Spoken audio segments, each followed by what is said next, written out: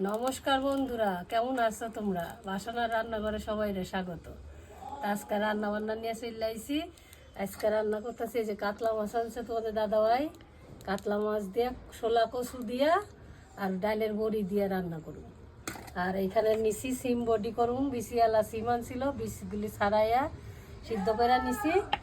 আজকে একটু তেল চচ্চড়ি অন্যরকম করে করবো, বাঁধাকপি দিয়া আর আলু দিয়া পেঁয়াজ দিয়া চচ্চড়ি। তেল গরম হয়ে গেছে, এবার মাছটা দিয়ে দিতে।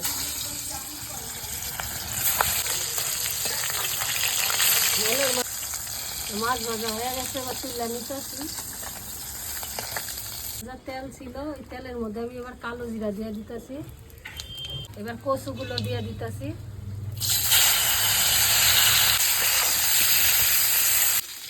এবারে লবণ দিয়ে দিতেছি, হলুদ দিয়ে দিতেছি।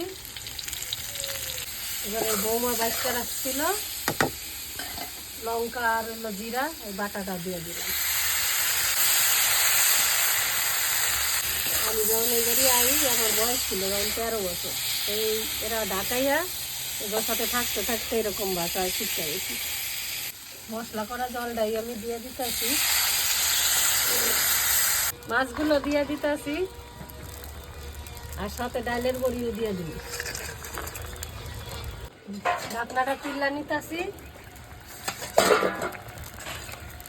মাছের তরকারি হয়ে গেছে।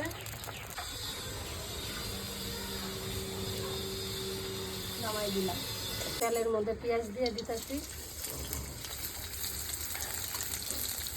পেঁয়াজটা এমন ভাজা হইতে গেলেই আবার দিয়ে দিলাম চিংড়া,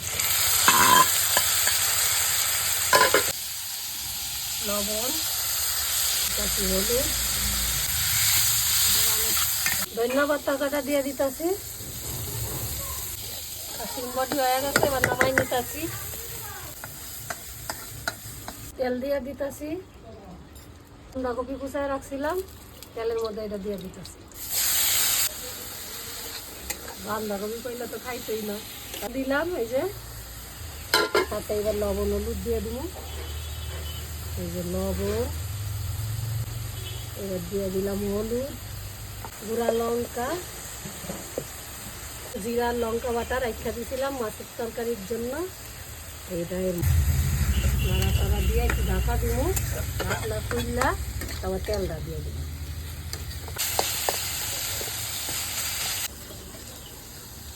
এই দেখো এইটুখানি মাছের